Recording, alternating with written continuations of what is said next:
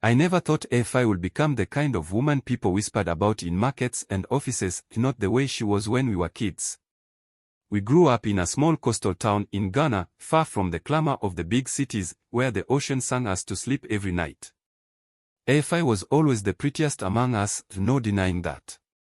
With her bright eyes and a smile that could melt even the sternest heart, she had a natural charm. But it wasn't her beauty or intelligence that set her apart from the rest of us. No, it was something else. Something that none of us could understand at first. We were all in our early 20s when the changes began. AFI had left the village to attend the University of Ghana in Accra. While she was there, rumors started to trickle back home about her unusual success. She wasn't just doing well, she was excelling in ways that made others raise eyebrows. Scholarships, internships, and job opportunities seemed to fall into her lap like rain from the heavens. It was as if doors that were closed to everyone else flew open for her with just a glance. When AFI returned to the village on holidays, we noticed something different about her. Her face gleamed with an otherworldly radiance, a subtle but undeniable glow that drew people to her like moths to a flame. She'd always been beautiful, but this was different. She became mesmerizing. There was an aura of mystery about her, as though she carried a secret no one else could fathom. We, her old friends, were left standing in her shadow, envious of her newfound allure. But it wasn't until much later that I discovered the truth, the source of her power. AFI had come into possession of a secret powder, an ancient concoction that had been passed down through her mother's family. This powder wasn't just for enhancing beauty, it held far greater, darker power. Each morning, she would rub it into her skin, the fine grains shimmering as they disappeared into her flawless complexion. This powder was her key to success. It gave her an edge, an allure that captivated even the most powerful men and women in Accra. No one could refuse her anything once she stood before them, her skin glowing like the sun. At first, she only used it sparingly, just enough to land herself the best internships, the best grades, and the attention of wealthy suitors. But as her ambition grew, so did her reliance on the powder. Soon, AFI was using it for everything. She stopped at nothing to get what she wanted, even if it meant betraying those who trusted her. I watched, helpless, as the girl I once knew became a woman driven by greed and pride. One of those she ensnared was Kwame Mensah, the heir to a massive cocoa export empire. He was rich beyond imagination, and AFI had set her sights on him from the moment they met at an elite party. She wore a dazzling blue dress that night, her face glowing with the power of the powder. Kwame, like all others, was captivated. Within weeks, they were inseparable, and soon AFI moved into his mansion in one of the wealthiest parts of Accra. She had everything she had ever dreamed of: wealth, power, and influence. But with all her newfound glory came a dark undercurrent. You see, the powder had its price. For every favor it granted her, it took something in return. Slowly, imperceptibly, it began to change her. She became colder, more distant, even to those of us who had known her since childhood. Her beauty remained, but there was something eerie about it now. Her eyes lost their warmth, replaced by a hollow, almost predatory gleam. It was around this time that rumors began to swirl about Kwame's affair with another woman, the quiet, humble girl from a lesser-known family. AFI, consumed by jealousy, sought to eliminate her rival. She lured Kwame deeper into her web with promises of love and passion, her lips painted with the sweetest lies. But Kwame was not easily swayed this time. He grew suspicious of her growing influence, her insatiable hunger for power. The once smitten man began to pull away. Desperate, AFI turned to the powder, using it more frequently and in greater quantities.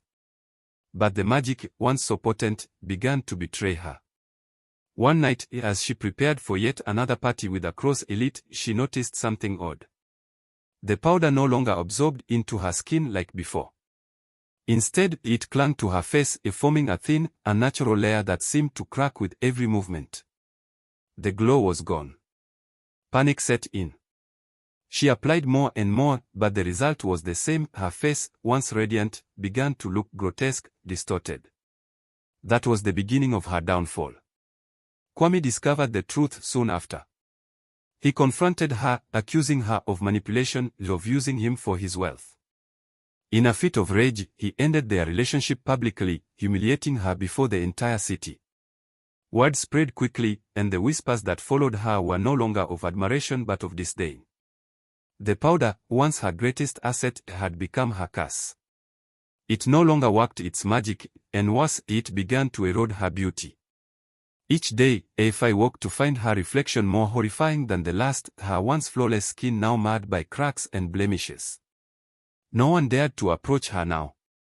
The same friends and suitors who had once worshipped her turned their backs.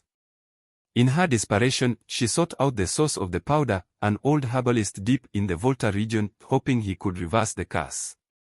But when she found him, the truth was revealed. The powder had always been a trap. It was meant to bring temporary success, but it required a sacrifice, a piece of the soul, each time it was used. Afi had used it too much, too often, and now she had nothing left to give. Her downfall was swift. She lost everything, her beauty, her influence, even her dignity. Kwame married the quiet girl, and Afi was left to wander the streets of Accra, a shell of the woman she once was. And I, her old friend, watched it all unfold, powerless to save her from herself. There is no happy ending to this tale, only a lesson. Pride and greed can consume even the brightest star. And sometimes, the very thing that lifts you up is the thing that will tear you down.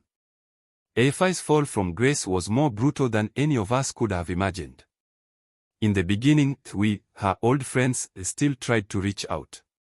We remembered the girl who shared her lunch under the mango trees with us, who danced barefoot in the village festivals, her laughter filling the air. But the Afi we knew was long gone. The woman who returned our calls was bitter, broken, and lost in a sea of regret. She resented everyone, especially those of us who had remained behind, content with our simple lives. Her pride wouldn't allow her to accept help, and her anger grew with each passing day. Rumor had it that she was living in a dingy apartment on the outskirts of Accra, far from the glamorous neighborhoods she once roamed.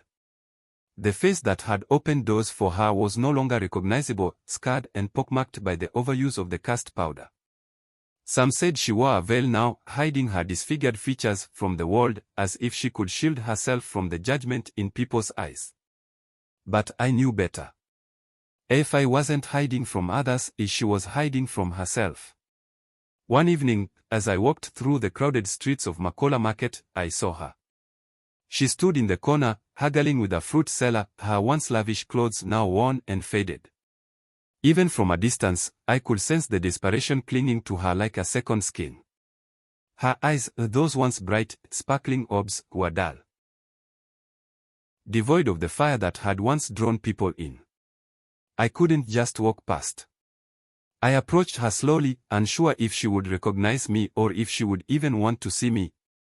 As I drew near, her gaze met mine, and for a fleeting moment, something stirred in her eyes. Recognition. A memory of a life long gone. Kweku, she whispered, her voice hoarse, as if she hadn't spoken in days. Afi, I responded, the weight of her name heavy on my tongue. I didn't know what to say. What could I say? The girl I once loved, yes, and I had loved her once, stood before me as a stranger. What do you want? Her tone was sharp, defensive, as though I had come to mock her like the others. I don't want anything, I said, carefully choosing my words. I just wanted to see how you're doing. She laughed, a hollow, bitter sound that made my heart ache. How I'm doing? Look at me, Kweku. What do you think?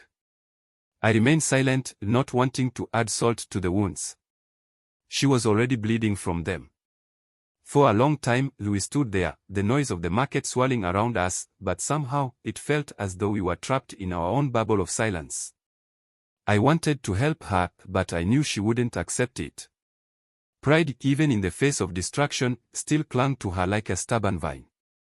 Do you ever think about it? She asked suddenly, breaking the silence. About the powder. About how it all went wrong. I nodded. I think about you, Afi. About what happened. She turned away from me, staring at the ground. I thought I could control it, you know. I thought I could use it without paying the price. I was smarter than them, better than them. But I was wrong. I was so wrong. Her voice cracked, and for the first time, I saw something in her that had been missing for years: remorse. Real, painful remorse. It took everything from me, she continued, her hands shaking as she spoke. I used to think the world owed me something because I was beautiful, because I was clever. But I lost myself in all of it, Kweku. I lost the only thing that ever really mattered. And what was that? I asked gently, though I already knew the answer. Myself, she whispered. I lost who I was. The old herbalist had told her the truth, but it was a truth she wasn't willing to hear at the time. Every use of the powder had cost her a piece of her soul. Her beauty, her allure, they had all come at a price she hadn't understood. But now, standing in the middle of that market, broken and humbled, AFI finally grasped the depth of her loss. Do you still have it? I asked cautiously. The powder. She shook her head. No. I threw it away. It's gone. I sighed in relief, but I knew it wasn't just the powder that had to be thrown away. AFI had to rid herself of the darkness it had left behind in her heart. But that wasn't something anyone could help her with. That battle was hers alone. Before I could say anything more, she reached out and touched my arm lightly. Thank you, Kweku. For not forgetting me. I looked at her, this woman who had once been the envy of all, now reduced to a shadow of her former self, and I saw the faint glimmer of the girl I had grown up with. You'll always be my friend, AFI, I said softly. No matter what. She smiled then, a small, sad smile, but it was the first genuine expression I had seen on her face in years. We parted ways that evening, and though I knew she still had a long road ahead, I hoped, for her sake, that she would find her way back to herself. I hoped she would learn to live without the powder, without the illusions that had poisoned her life. Weeks passed, and I didn't hear from her again. People stopped talking about her as the next scandal came and went. It wasn't until much later, months after that encounter in the market, that I learned the final chapter of AFI's story. She had gone to the coast, they said, back to the village where we had grown up. The ocean had always been her sanctuary. It was where she had felt most alive, most free. But instead of finding peace, she had found the end. They found her body one morning, washed up on the shore, her face finally bare, no powder, no mask, just the truth of who she was.